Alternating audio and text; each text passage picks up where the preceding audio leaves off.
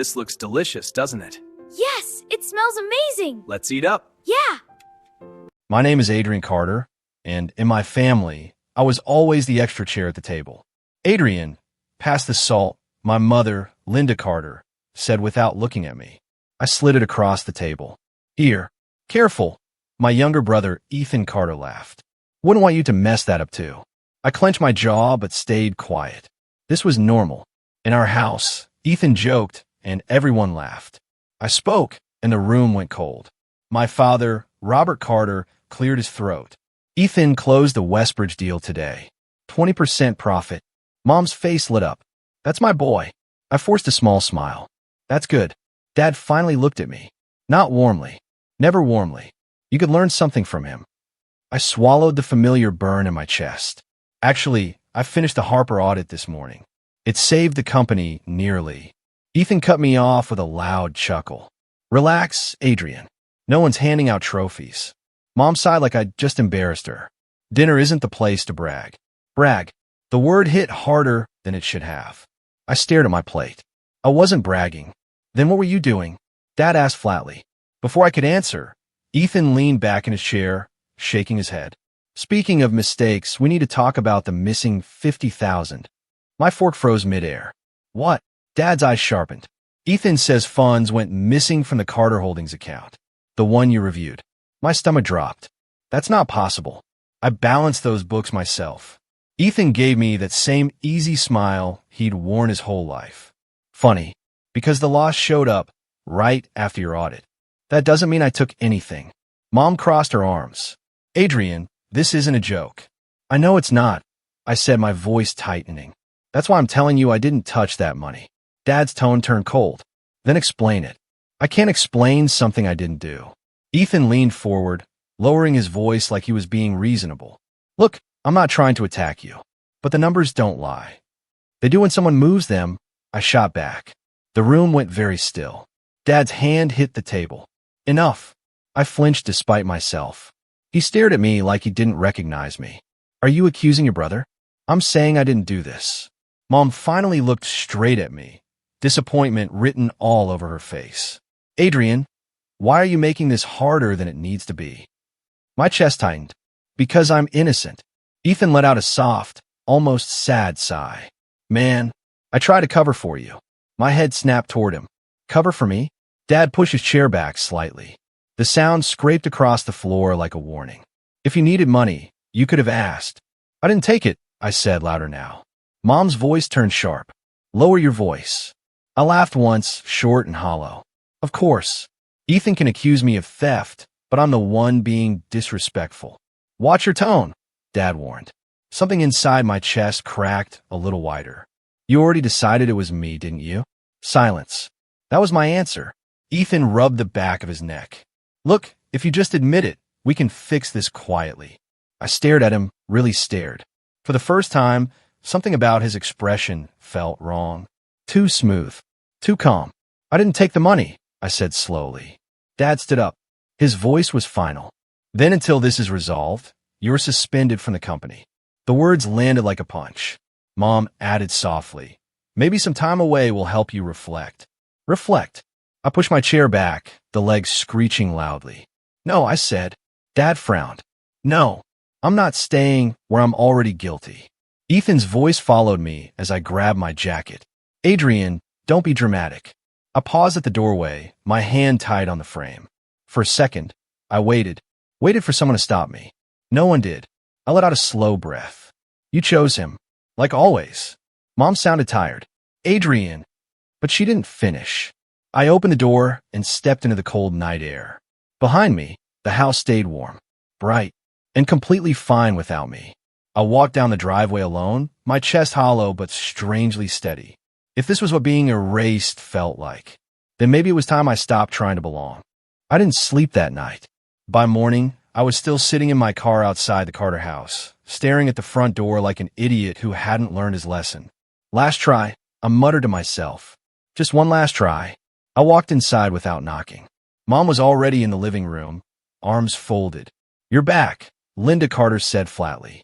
I came to clear this up, I replied. Where's Dad? Office, she said shortly. No warmth. No concern. Just distance. I found my father behind his desk. Robert Carter didn't even look surprised to see me. "I'm glad you came," he said, voice cold. "Sit." Something about his tone made my stomach twist. "What's going on?" Ethan stepped out from the corner of the room like he'd been waiting for his cue. "We were hoping you'd explain this," he said. Dad slid a folder across the desk. I opened it. My blood went ice cold. Transfer records. Authorization forms. My signature. All showing I'd moved $50,000 into a private account. "That's not possible," I said slowly. "I didn't sign these." Ethan let out a quiet breath. "Adrian, the handwriting matches. It's forged." Dad's eyes hardened. "Be very careful with that accusation. I'm telling you the truth." Mom appeared in the doorway behind me. I could feel her presence without turning. Ethan shook his head like he was disappointed. "I didn't want it to come to this." My hands curled into fists. "Come to what?" "The bank confirmed the transfer," he said softly. "From your login." "That's a lie." Dad stood up slowly. The air in the room turned heavy. "Enough," he said. I looked straight at him. "You don't actually believe this, do you?" Silence. That silence hit harder than anything else. Mom finally spoke, her voice tight. "Adrian, why would Ethan make this up?" I turned toward her. "Because someone moved the money and it wasn't me." Ethan's voice sharpened slightly. "So now I'm the thief?" "I didn't say that." "You implied it." Dad slammed his palm on the desk. "Stop." The room froze. He looked at me with something worse than anger. Disappointment. "I gave you every opportunity," he said slowly. "Every chance to be responsible." "I was responsible," I shot back. "You just never wanted to see it." Mom flinched like I'd raised my voice too high. Dad's tone dropped to ice. "You will return the money." "I can't return what I didn't take." "Then you leave me no choice." My chest tightened. "What does that mean?" He pointed toward the door. "You're done here." The words didn't register at first. "What?" "You're no longer part of Carter Holdings," he said. "Or this household." For a second, I forgot how to breathe. Mom didn't look at me. Not once. "Say something," I whispered. She stared at the floor. That hurt more than Dad's words. Ethan spoke quietly. "You should just go, Adrian. Don't make this worse." I let out a broken laugh. "You really went all in, didn't you?" Dad's voice turned final. "Pack your things. You have 1 hour." I packed in silence. Each drawer felt heavier than the last. No one came upstairs. No one knocked. When I zipped my bag, my hand was shaking, but my eyes were dry. Funny how tears stop when something inside you finally breaks. I stepped outside. Rain poured from the sky like it had been waiting for dramatic timing. "Adrian." I froze. I knew that voice. I turned slowly. "Maya." My voice came out rough. Maya Brooks rushed toward me, already soaked. "I heard what happened. Is it true?" I swallowed. "Depends which version you heard." Her eyes softened. "Yours." For a second, my throat closed. "They chose him," I said quietly. Maya stepped closer. "Hey, look at me." "I didn't want to. I did anyway." "You didn't do it," she said firmly. The certainty in her voice almost broke me. "No," I admitted. "I didn't." She reached for my arm. "Then we'll fix this." I gently pulled back. "No," I said. Her brows pulled together. "What do you mean, no?" I looked back at the house one last time. Warm lights. Closed doors. Finished. "I'm done trying to be believed," I said quietly. Maya's voice softened. "Adrian." I picked up my bag. "They made their choice," I said. Rain soaked through my jacket as I walked past her. Inside my chest, something fragile finally turned to stone. And for the first time in my life, I stopped hoping they would choose me. Rock bottom doesn't arrive with music or warning. It just shows up one morning when your alarm rings at 5, and you realize this is your life now. "Adrian, you're late again," my supervisor snapped as I rushed into the warehouse. "I'm not late," I said, checking the clock. "It's 5:58. He frowned, then moved faster. I bit back the reply sitting on my tongue and grabbed the first heavy box. My shoulders already ached. By noon, sweat soaked my shirt. By evening, my hands were raw. And still, it wasn't enough. "You Carter?" one coworker asked during break. "Used to be," I muttered. He smirked. "Heard rich boys don't last here." I stared straight at him. "Watch me." That night, I sat alone in my tiny apartment, staring at unpaid bills. My phone buzzed. Maya. I hesitated before answering. You ate today? She asked immediately. I leaned back in the chair. You always open with that. Because you always skip meals, she shot back. I exhaled slowly. I'm fine, Maya. Silence stretched. Then she said softly, You don't sound fine. I rubbed my face. I just need time. You don't have to do this alone. The words hit too close. I'm not alone, I said quickly. Another pause. Adrian, she said gently, why do you keep pushing me away? I stared at the cracked ceiling. Because the last people I trusted destroyed me. But I didn't say that. I'm just busy, I replied. She didn't sound convinced. Call me if you need anything. Yeah, I said quietly. After I hung up, the room felt even emptier. Weeks passed. Work, sleep, repeat. Every day felt like dragging myself through mud. One evening, a customer started yelling at the counter while I was covering a shift. This order is wrong, he barked. Check the receipt, I said calmly. I did. You people can't do anything right. My jaw tightened. Sir, I packed it exactly as listed. He slammed the bag down. You calling me a liar? Before I could answer, a smooth voice cut in. That's enough. I glanced sideways. A tall man in a dark coat stood there, watching quietly. The angry customer scoffed. Mind your business. The man didn't raise his voice. I own this place. It is my business. The customer's face changed fast. I didn't know. Clearly, the man said. You can leave now. The man stormed out, muttering. I exhaled slowly. Thanks. The stranger studied me for a long moment. You didn't lose your temper. I shrugged. Didn't see the point. He nodded once. What's your name? Adrian. He extended his hand. Victor Hale. I shook it, unsure. Victor tilted his head slightly. You work like someone who's angry at the world. I gave a short laugh. That obvious? Very. He crossed his arms. Tell me something, Adrian. Are you planning to stay stuck here? The question caught me off guard. I'm surviving. Victor's eyes sharpened. That's not what I asked. Silence filled my throat. He leaned closer, voice low and blunt. Nobody is coming to save you. The words hit like a slap. I frowned. I'm not waiting for anyone. Aren't you? He countered. I opened my mouth and closed it. Victor straightened. You've got discipline, but your mindset is still begging for permission. My chest tightened. You don't know me. I know enough, he said calmly. Victims wait. Survivors build. Something in my chest shifted, uncomfortable and sharp. I looked away. And what if I'm just tired? Victor's voice softened slightly. Then rest. But don't stay broken. He pulled a business card from his pocket and set it on the counter. If you decide you're done feeling sorry for yourself, call me. I stared at the card long after he walked out. Later that night, I sat on the edge of my bed, turning the card between my fingers. Nobody is coming to save you. The words burned. For weeks, I'd been drowning in anger, in self-pity, in everything I lost. Slowly, I closed my fist around the card. Fine, I murmured into the empty room. Then I'll save myself. And for the first time since I walked out of that house, I stopped thinking like the boy they abandoned. I started thinking like someone who wasn't finished yet. Again, Victor Hale said, sliding the financial report back toward me. I rubbed my tired eyes. I already reviewed it 3 times. And you still missed the risk exposure on page 4. I flipped the pages fast, frustration crawling up my neck. That's a minor fluctuation. Victor's voice stayed calm, but sharp. Minor losses become major funerals in business. I exhaled slowly. You don't sugarcoat anything, do you? You didn't come to me for comfort. He wasn't wrong. 3 months under Victor felt like being rebuilt with a hammer. Every morning started with numbers. Every evening ended with strategy drills. You hesitate too much, he said one night as we reviewed a mock negotiation. I'm being careful. You're being scared. The word stung. I'm not scared, I muttered. Victor leaned back in his chair. Then prove it. Make the call. My fingers hovered over the phone.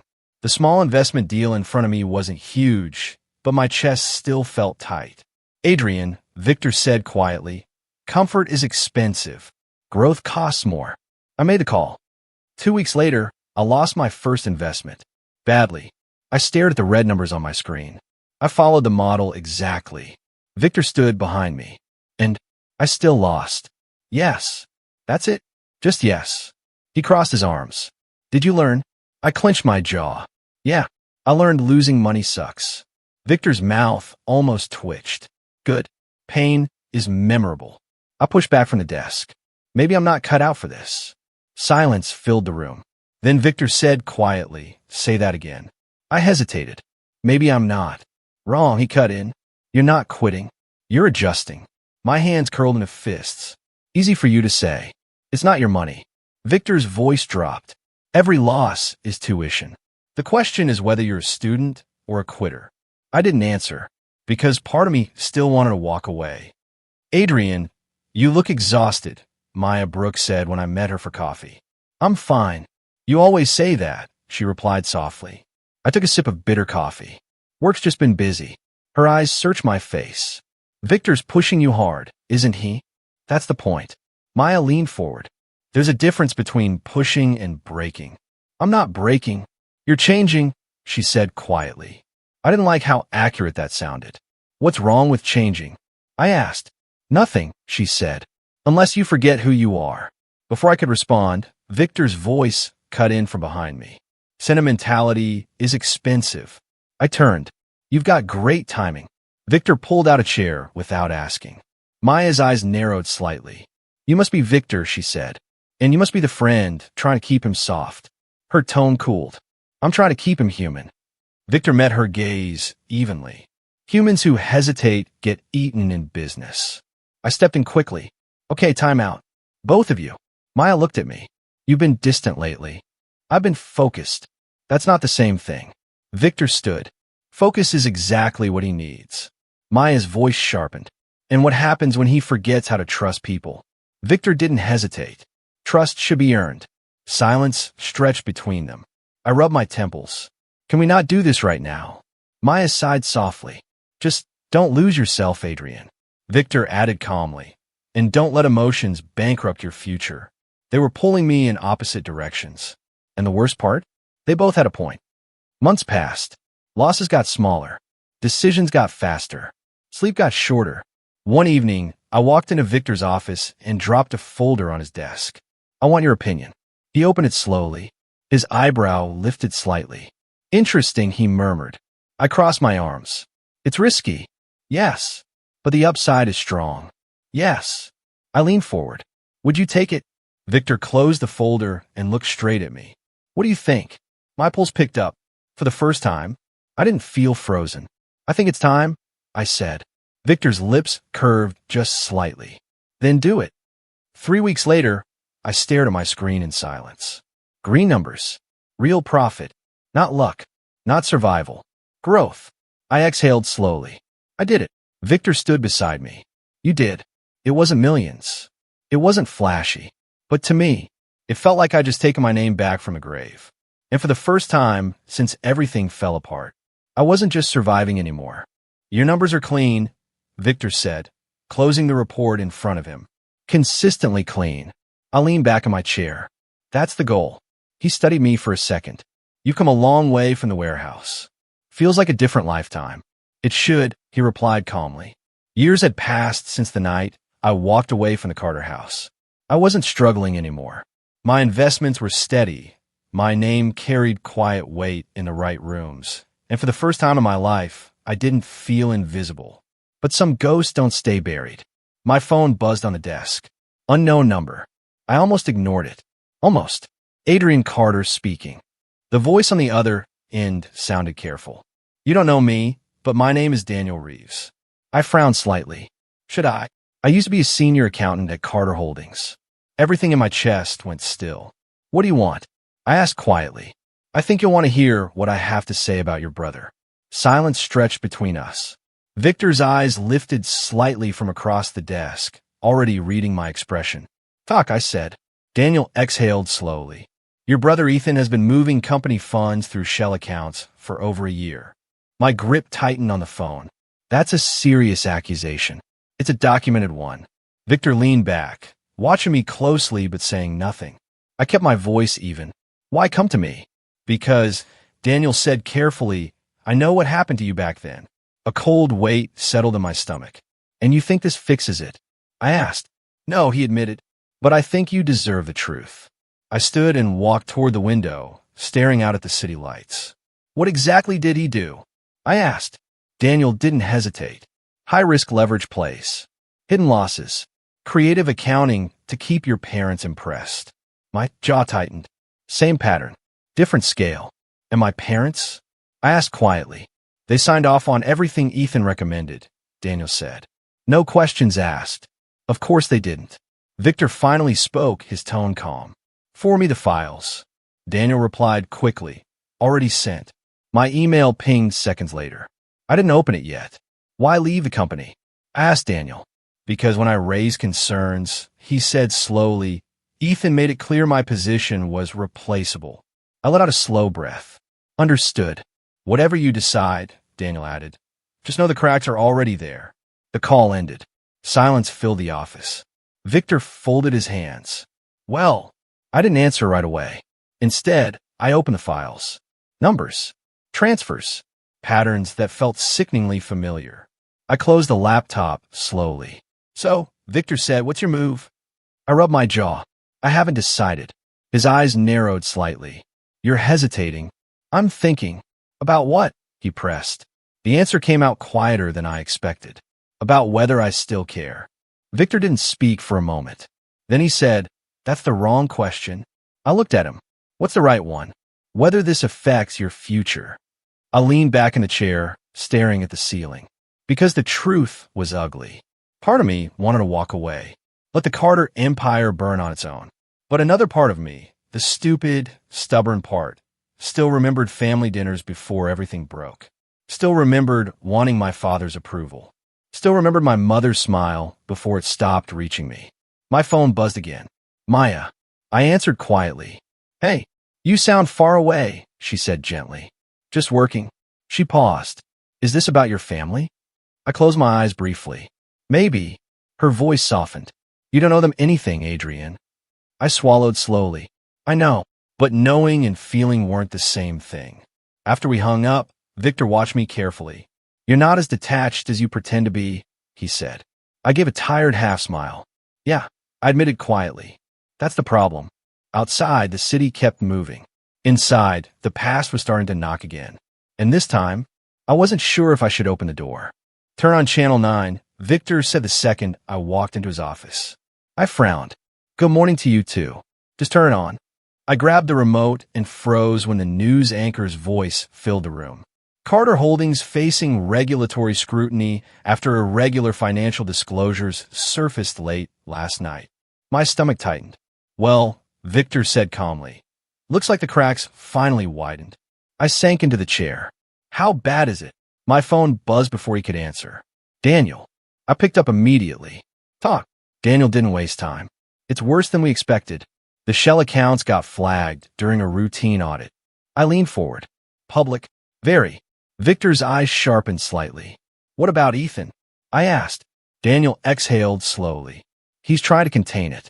But I have the full transaction chain now. My pulse slowed, oddly steady.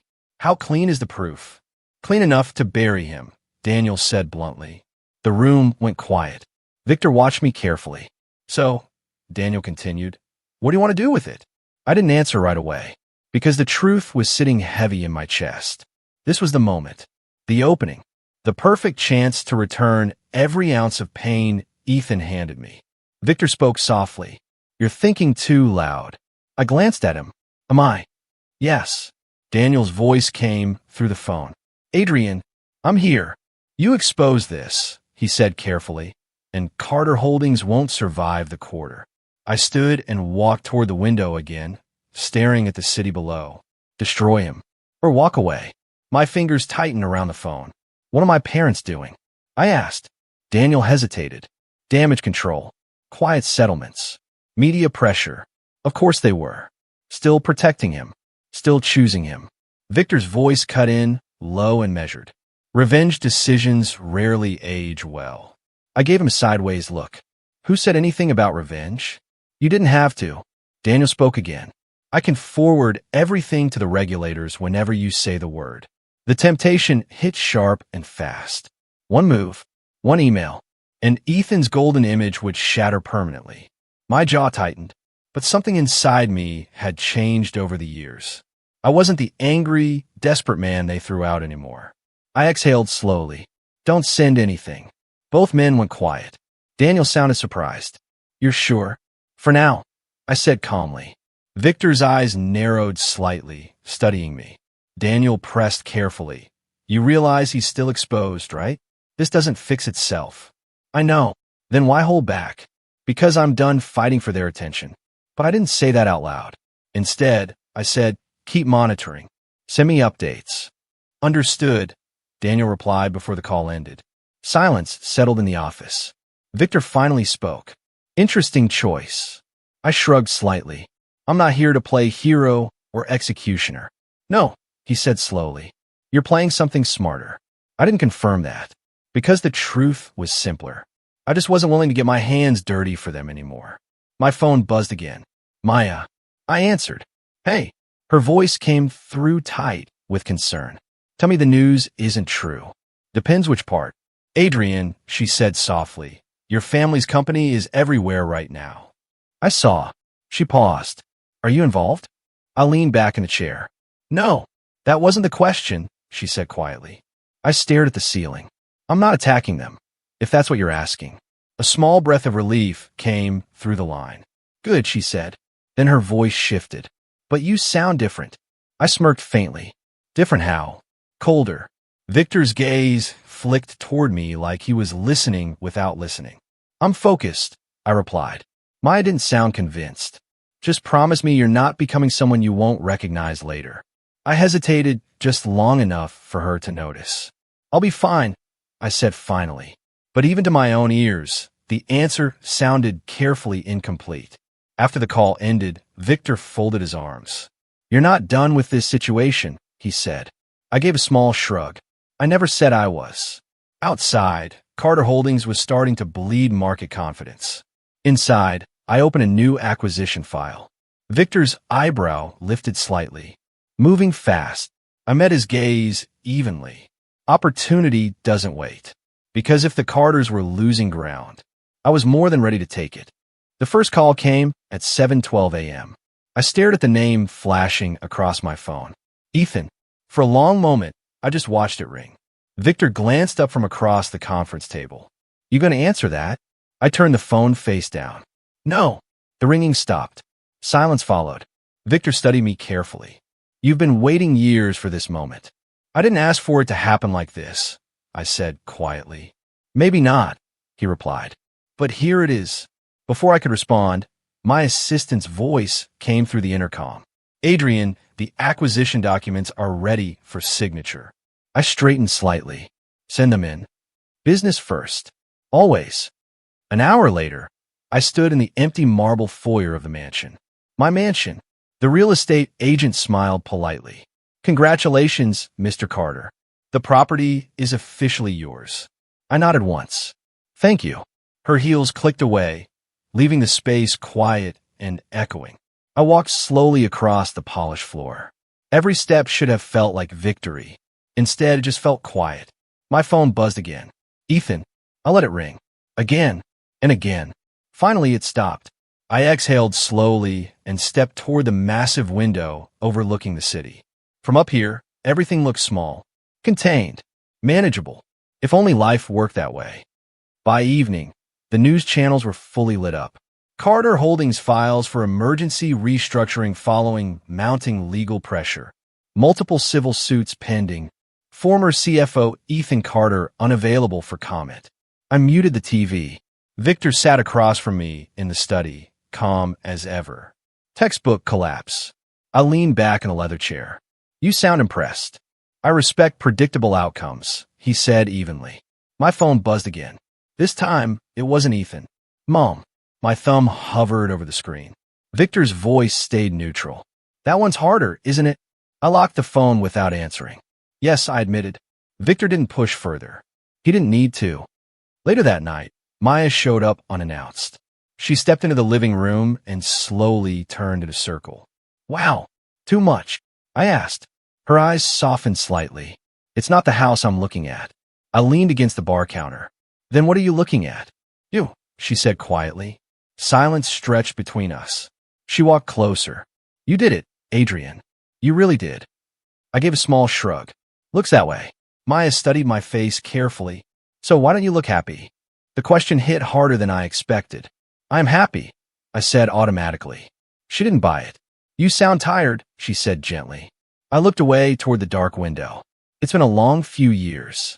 Don't do that, Maya said softly. Do what? Deflect. I exhaled slowly. What do you want me to say? The truth. I hesitated, because the truth felt complicated. I thought it would feel better, I admitted quietly. Maya's voice softened. And it doesn't. I shook my head once. Not the way I expected. She stepped closer, her tone careful. Success doesn't heal everything, Adrian. Before I could answer, Victor's voice came calmly from the doorway. Peace and profit rarely arrive together. I glanced at him. You always appear at the right moment, don't you? He ignored the comment and looked directly at me. You built everything you said you wanted. I know. Then why do you look like you're still waiting for something? The question sat heavy in my chest. My phone buzzed one more time on the counter. Ethan. Again. Maya glanced at it, then back at me. You going to answer him?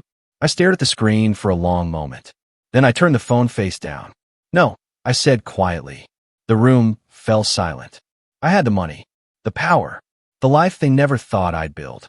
So why did the victory feel so hollow? For the first time since the Carter Empire started falling, I realized winning didn't mean I was finished hurting. The storm hit just after midnight. I was in my study when the intercom crackled. Mr. Carter? I looked up slowly. Yes. There are visitors at the main gate. Something in the guard's voice made my chest tighten. Who? I asked quietly. A brief pause. Your family, sir. My fingers went still on the desk. For a second, I just sat there. Of course. Of course it was tonight. Put them on the screen, I said calmly. The monitor flickered to life. And there they were. Robert Carter looked smaller than I remembered. Linda Carter was clutching her coat, like it was the only thing holding her together. And Ethan looked wrecked. For a long moment, I just stared. The guard's voice came softly through the speaker. Do you want me to send them away, sir? I stood slowly. No, I'll come down. Rain slammed against the front gates as I stepped outside under the covered entry. They all looked up at once. The silence was thick, heavy. Finally, my father spoke. Adrian. Hearing my name in his voice again felt strange. I kept my tone even. You came a long way. He swallowed hard. We need to talk. I leaned lightly against the pillar. You had years to do that. Mom's voice broke first. Please don't do this. I met her eyes. For the first time in my life, she couldn't hold my gaze.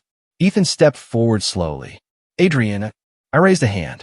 Careful, I said quietly. You don't get to rush this conversation. He stopped immediately. Good. For once, he was the one waiting on me. Dad cleared his throat, but the old authority in his voice was gone. The company, it's gone. I know. His shoulders sagged slightly. We lost the house. I nodded once. I heard. Mom's tears were already falling. We didn't know where else to go. The words hit somewhere deep in my chest, but the old pain was still louder. I folded my arms. So now you remember I exist? Dad flinched. That alone almost shocked me. Ethan finally spoke again, voice rough. Adrian, I need to tell you something. I tilted my head slightly. This should be good. His hands were shaking. I forged the documents, he said quietly. The rain seemed to get louder. Mom gasped softly behind him. Ethan forced the words out. Back then, the money transfer. It wasn't you. I didn't move. Didn't speak. Didn't give him anything. I was under pressure, he continued, voice cracking. I thought if I just shifted the blame for a while, I could fix it before anyone noticed. My jaw tightened slowly. And did it work? I asked coldly. His eyes dropped. No. Silence stretched. Heavy. Ugly. Dad's voice came out low and strained. We made a mistake. I let out a quiet breath. A mistake, I repeated. Mom stepped forward, crying openly now. We should have listened to you. The words I waited years to hear. And somehow, they didn't feel the way I imagined. I looked at each of them slowly. I begged you to believe me, I said quietly. None of them answered. Because there was no defense left. The storm raged around us. Ethan's voice came out barely above a whisper. We don't expect forgiveness. Good, I said calmly. All three of them froze, because now they finally understood. The power in this conversation had completely changed, and I hadn't even decided yet what I was going to do with it. I kept the gate camera on the screen while they stood in the rain. Nobody spoke at first, so I finally said, "You came all this way. Say what you need." My voice sounded calmer than I felt. My father cleared his throat. We need your help," he said, eyes fixed somewhere below my shoulder. I let out a slow breath. "That's new. You used to be very sure I was the problem." My mother stepped forward. "Please, just listen. We made mistakes." I gave a small shrug. "You'll have to be more specific." "You made a lot of them." Ethan's voice cracked. "I framed you, okay? It was me. I thought if they doubted you, I'd finally matter." Silence pressed against my chest. I nodded once. "I know." He blinked. "You knew?" "For years," I replied. My father looked up sharply. "Why didn't you say anything?" I met his eyes. "Because you never wanted the truth. You wanted him." My mother started crying. "That's not fair." I tilted my head. "Isn't it? Tell me one time you chose me." Nobody answered. Ethan wiped his face. "I ruined everything." "I know I did. Just please. We're drowning right now." I folded my arms. "And suddenly I'm your lifeboat?" My father's voice dropped. "You're our family." I shook my head slowly. "Family doesn't erase consequences."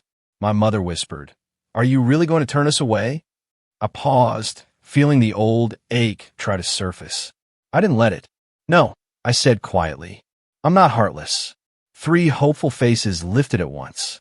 I continued, "I'll help, but only my way." Ethan stepped closer. "Anything. I swear." I held up a hand. "You don't get to swear anymore. You get to listen." He froze. I took a slow breath. "I'll cover the immediate debt. One time. After that, you stand on your own." My father nodded quickly. "That's more than fair." I wasn't finished. "You don't call me for favors. You don't show up uninvited. And you don't expect things to go back to what they were." My mother whispered, "Is there any way back?" I met her tearful eyes. "No, there's only forward." Ethan's shoulders started shaking. "I'm sorry," he choked. "I know sorry doesn't fix it." I studied him for a long moment. "You're right. It doesn't." The rain kept falling. I stepped back toward the door. "You'll get the transfer in the morning," I said. My father swallowed. "Thank you." I gave a small, distant nod. "Don't thank me. Just remember this feeling." My mother whispered, "We lost you, didn't we?" I rested my hand on the doorframe. "You let me go a long time ago." Nobody tried to argue. I took one last look at them, standing in the storm. "Good night," I said softly, and this time I meant goodbye to the past that wants to find me. I closed the gate feed and let the silence settle around me. My hands were steady, which surprised me. "It's done," I murmured to myself. The old hurt still lived somewhere deep, but it no longer controlled me. I turned away from the screen and walked inside, choosing my future with every quiet step forward I took tonight without looking back at them again or reopening doors I had finally learned to close for my own peace and hard-won freedom from everything they once used to take from me without ever asking what it was costing my heart to survive. I breathed out slowly and finally let the past stay exactly where it belonged tonight, behind me, forever and gone. I stood in the study, sunlight spilling across the polished floor, and let the silence settle. Victor's voice came quietly behind me. "You've come a long way, Adrian." I didn't turn. "Feels like a lifetime." "It does," he said, leaning against the doorframe.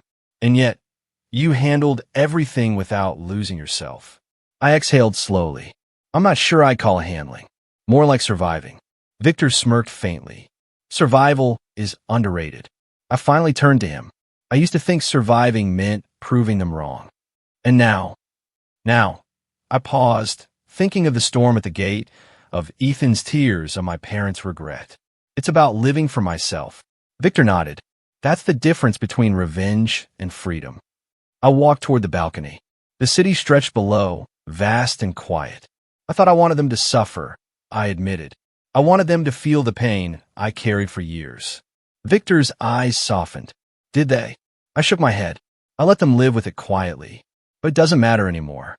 That chapter is closed." The intercom buzzed softly. "Adrian." I picked it up. Maya's voice floated through. "I was just checking in. Thought I'd stop by. Come up, I said, a hint of warmth in my voice. A few minutes later, she entered, carrying that careful smile she always wore. This place is incredible, she said softly, looking around. I shrugged. It's not the mansion. It's what it represents. Freedom. Maya stepped closer. You've changed, Adrian.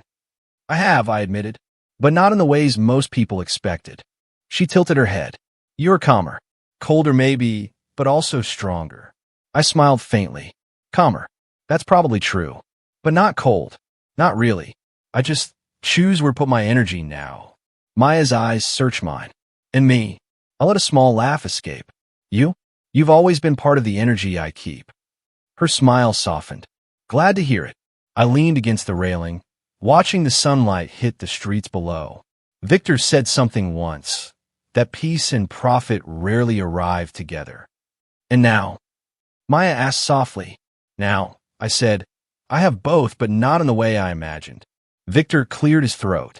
Time to stop looking back, Adrian. You've earned forward. I nodded, feeling the weight of years lifting slightly. I used to define myself by what they took from me. Now I define myself by what I've built. Victor's gaze lingered on me. And who you've become. I looked down at the papers on the desk, reports, acquisitions, careful plans for growth. I never thought I'd feel peace. Victor smirked. Peace is quiet. You'll notice it more when you stop chasing validation. I guess I finally stopped chasing. Maya stepped closer again. And that's why you're finally free. I let the words settle. Freedom wasn't flashy. It wasn't loud. It was quiet, steady, and unfamiliar. I turned to the balcony again, wind brushing my face.